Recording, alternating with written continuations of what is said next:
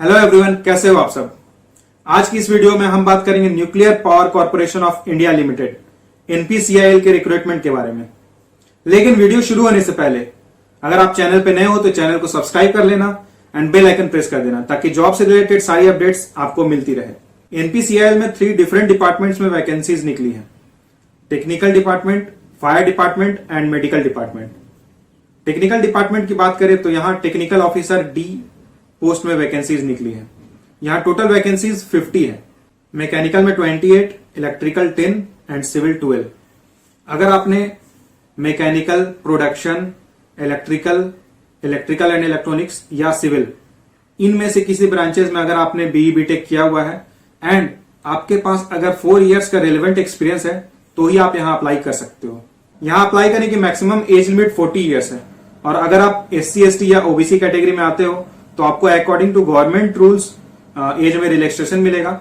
Salary की अगर बात करें तो यहां आपको जो पे लेवल रहेगा वो पे लेवल 11 मिलेगा एंड जो बेसिक पे रहेगी वो 67,700 रहेगी। तो अप्रोक्सीमेटली अगर मंथली देखा जाए तो 79,209 बनेगा। इसके अलावा आपको transport allowance, HRA, site location allowance and professional allowance मिलेगा एंड इसके बाद भी कई सारे बेनिफिट्स हैं जो आपको मिलेंगे। सिलेक्शन प्रोसेस की बात करें तो सबसे पहले आपका रिटेन या ऑनलाइन टेस्ट होगा जो कि 300 मार्क्स का होगा। उसे क्लियर करने के बाद पर्सनल इंटरव्यू लिया जाएगा एंड फाइनल सिलेक्शन जो होगा वो कंप्लीटली पर्सनल इंटरव्यू के बेसिस पे होगा। अप्लाई करने का सारा प्रोसेस ऑनलाइन रहेगा एंड अप्लाई करने की लास्ट डेट 20 अप्रैल है। यहां आपको 500 रुपीज का एक एप्लीकेशन फीस भी देना होगा।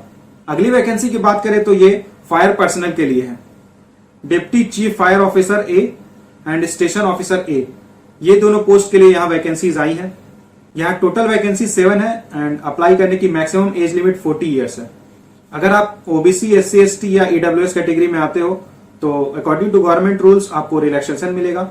एलिजिबिलिटी क्राइटेरिया की अगर बात करें, डिप्टी चीफ फायर ऑफिसर ए में अप्लाई करने के लिए अगर आपने 10+2 किया है और साथ ही आपने डिविजनल ऑफिसर्स कोर्स किया है नेशनल फायर सर्विस कॉलेज से और इसके साथ आपके पास 6 इयर्स एक्सपीरियंस है एज स्टेशन ऑफिसर तो आप यहां अप्लाई कर सकते हो। या फिर अगर आपने फायर इंजीनियरिंग में B किया हुआ है और इसके साथ आपके पास 2 इयर्स का एक्सपीरियंस है एज स्टेशन ऑफिसर तो आप यहां अप्लाई कर सकते हो। स्टेशन ऑफिसर ए में अप्लाई करने के लिए जो क्राइटेरिया है वो है अगर आपने 10+2 किया है विथ केमिस्ट्री एज सब्जेक्ट और इसके साथ आपके पास valid heavy vehicle driving licence होना चाहिए और इसके साथ अगर आपने स्टेशन ऑफिसर्स कोर्स पास किया है नेशनल फायर सर्विस कॉलेज से एंड आपके पास 5 इयर्स का एक्सपीरियंस है एज सब ऑफिसर तो आप यहां अप्लाई कर सकते हो। या फिर अगर आपने फायर इंजीनियरिंग में B किया हुआ है तो आप यहां अप्लाई कर सकते हो। अगर आपने फायर इंजीनियरिंग में B की है तो यहां आपको कोई एक्सपीरियंस नहीं चाहिए। अगर आप स्टेशन ऑफिसर के लिए अप्लाई कर रहे हो तो यहां आपकी जो बेसिक पे बनेगी वो होगी 47,600 एंड जो आपका टोटल सैलरी बनेगा वो होगा 55,692 का। इसके साथ ही आपको बहुत सारे अलाउंसेस भी मिलेंगे जैसे transport allowance, HRA and site allowance and इसके साथ ही बहुत सारी बेनिफिट्स भी मिलेगी। सिलेक्शन प्रोसेस की अगर बात करें तो डिप्टी चीफ फायर ऑफिसर के लिए आपकी जो सिलेक्शन की जाएगी वो सबसे पहले तो आपका इनिशियल स्क्रीनिंग होगा आपके एक्सपीरियंस के बेसिस पे एंड आपके मार्क्स के बेसिस पे एंड फिर आपको पर्सनल इंटरव्यू के लिए बुलाया जाएगा एंड जो फाइनल सिलेक्शन होगा वो कंप्लीटली पर्सनल इंटरव्यू के बेसिस पे होगा। अगर आप स्टेशन ऑफिसर के पोस्ट के लिए अप्लाई करते हो तो सबसे पहले आपकी एक इनिशियल स्क्रीनिंग होगी आपके डॉक्यूमेंट्स के बेसिस पे।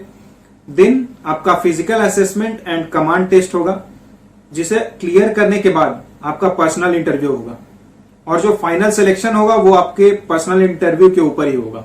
अप्लाई करने का सारा प्रोसेस ऑनलाइन है और अप्लाई करने की लास्ट डेट 20 अप्रैल है। यहां आपको 500 रुपीज का एप्लीकेशन फी पे करना होगा। लेकिन अगर आप फीमेल एप्लीकेंट हो या फिर अगर आप SC ST कैटेगरी के हो, एक सर्विसमैन हो तो आपको यहां कोई फी नहीं देना है। अगली जो वैकेंसी आई है वो मेडिकल ऑफिसर के पोस्ट के लिए आई है और यहां मेडिकल ऑफिसर D जो कि स्पेशलिस्ट पोस्ट है और साथ ही साथ मेडिकल ऑफिसर C जो कि जनरल ड्यूटी मेडिकल ऑफिसर की पोस्ट है। ये दोनों में वैकेंसीज आई हैं। टोटल वैकेंसीज 15 है। एजुकेशनल क्वालिफिकेशन एंड एक्सपीरियंस की बात करें तो अगर आपने एमएस या एमडी किया है तो आप मेडिकल ऑफिसर डी के पोस्ट के लिए अप्लाई कर सकते हो। अगर आपने एमडीएस किया है तो आप मेडिकल ऑफिसर डेंटल सर्जन के पोस्ट के लिए अप्लाई कर सकते हो। वहीं मेडिकल ऑफिसर सी के लिए अगर आपने एमबीबीएस किया है प्लस आपके पास पीजी डिप्लोमा की डिग्री है तो आप यहां अप्लाई कर सकते हो।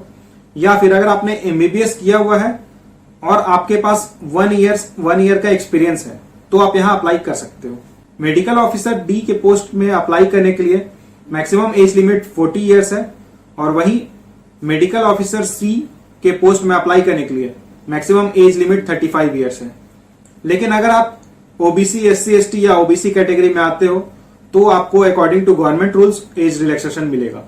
यहां अगर सैलरी की बात करें तो मेडिकल ऑफिसर डी के लिए जो बेसिक पे रहेगा वो 67,700 रहेगा एंड जो टोटल सैलरी बनेगी वो होगी 95,051 रुपीज।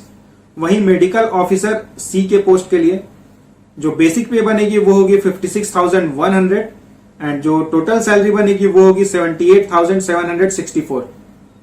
इसके साथ बहुत सारे अलाउंसेस भी आपको मिलेंगे जैसे non practicing allowance, dearness allowance, HRA, conveyance allowance और इसके साथ और बहुत सारी फैसिलिटीज आपको मिलेगी। सिलेक्शन प्रोसेस की बात करें तो सबसे पहले आपका एक ऑनलाइन या रिटन टेस्ट होगा 300 मार्क्स का। उसमें क्लियर करने के बाद आपका पर्सनल इंटरव्यू होगा एंड जो फाइनल सिलेक्शन होगा वो कंप्लीटली पर्सनल इंटरव्यू के बेसिस पे होगा।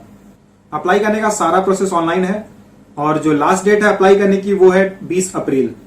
यहां आपको एप्लीकेशन फी 500 रुपीज का देना होगा। लेकिन अगर आप फीमेल हो या अगर आप एससी, एसटी, पीडब्ल्यूडी कैटेगरी में आते हो तो यहां आपको कोई फीस नहीं देना है।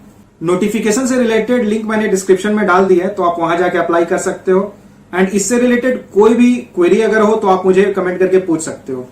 तो दोस्तों अगर वीडियो अच्छी लगी हो तो लाइक जरूर करना एंड अपने फ्रेंड्स के साथ शेयर जरूर करना। Thank you.